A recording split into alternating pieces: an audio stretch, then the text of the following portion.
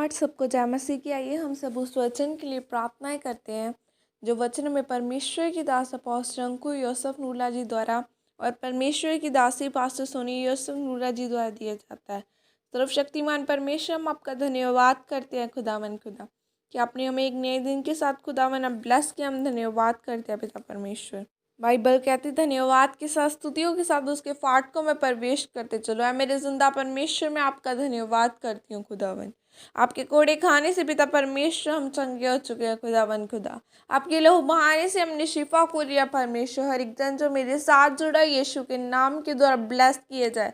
इनके घराने, इनके लोग, इनके मोहल्ले ब्लेस किए जाएं प्रभु यीशु मसीह के नाम के द्वारा।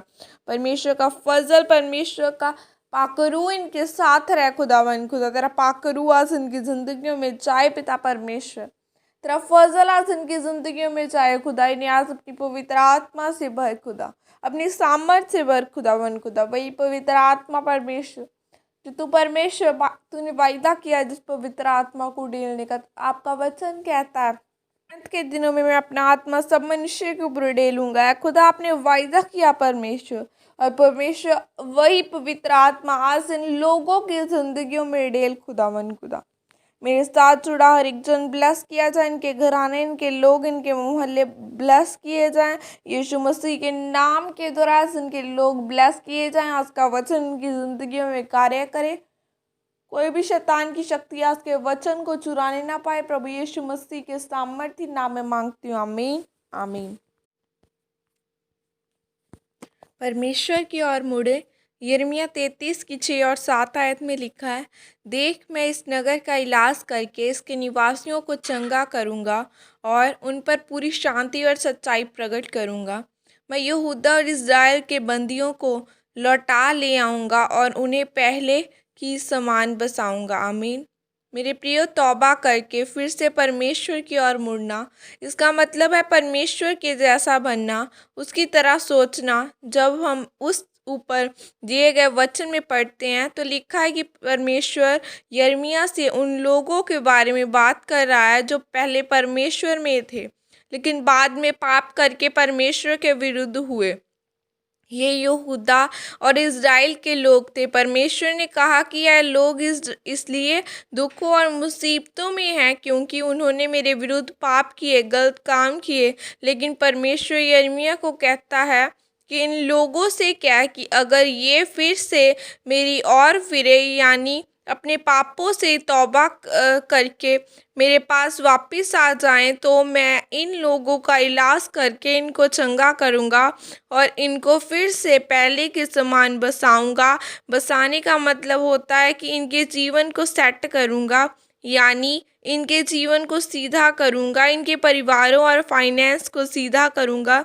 मेरे प्रियो, ये नतीजा उन लोगों के लिए है जो परमेश्वर में फिर से तौबा करते, माफ़ी मांगते हुए आते हैं।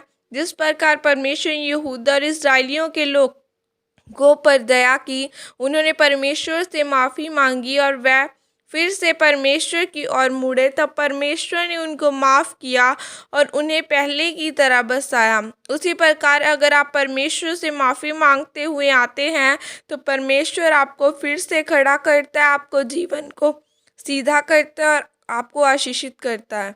मेरे प्रियो, जिस प्रकार हम बाइबल में राजा दाऊद के बारे में पढ़ते हैं तो लिखा है कि उसने बतशेबा नाम की औरत के साथ व्यभिचार किया।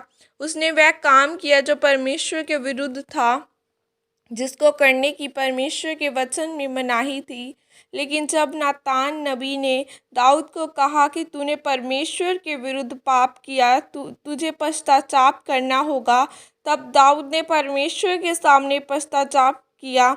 तब परमेश्वर ने उसको फिर से खड़ा किया, फिर से बसाया और आशीषित किया। लेकिन इसका मतलब यह भी नहीं है कि आप बार बार पाप करते रहें, कि परमेश्वर तो दयालु है, माफ़ करने वाला है। परमेश्वर के वचनों का आप गलत इस्तेमाल नहीं कर सकते हैं। मेरे प्रियो, याद रखें, ये उन लोगों के लिए परमेश्वर की प्रतिज्ञा है जो पवित्रता में रहते हैं। बाइबल के अनुसार पवित्रता क्या है? पवित्रता वही है कि आप परमेश्वर के वचनों से न तो बाईं ओर जा सकते हैं और न ही दाईं ओर जा सकते हैं। बस आपको सीधा चलना है मेरे प्रियो। आज आप किसी भी पाप में क्यों ना हो सकते हैं, लेकिन अगर आप उस पाप में पश्चाताप करें, बपतिस्मा लें, तो परमेश्वर आपको फिर से खड़ा करने के लिए तैयार है। लेकिन याद रखिए कि जिस पाप से आपने पश्चाताप कर लिया है, फिर से उसकी तरफ नहीं जाना। इसलिए मेरे प्रियो, जब आप अपने गुनाहों से पश्चाताप करके इस्राएलियों की तरह परमेश्वर की ओर मुड़ते हैं, तो परमेश्वर आपको चंगा करता है, आपको बसाता है, आपके परिवार फाइनेंस को आशीषित करता है और आपके दुश्मनों को आप पर हावी नहीं होने देता। आमीन। यह अंगीकार आपके द्वारा किया जाए। सर्वशक्तिमान परमेश्वर, मैं इस वचन के लिए पिता आपका धन्यवाद करती हूँ। पिता, मैं अंगीकार करती हूँ कि मैं तेरे वचनों के अनुसार चलूँगी। मैं अपने हर एक पाप से पश्चाताप करती हुई फिर कभी मुड़कर उस पाप में नहीं जाऊँगी। प्रभु यीशु मसीह के सामर्थ्य नाम में मांगती हूँ। आमीन। सबको जय मसीह की। God bless you.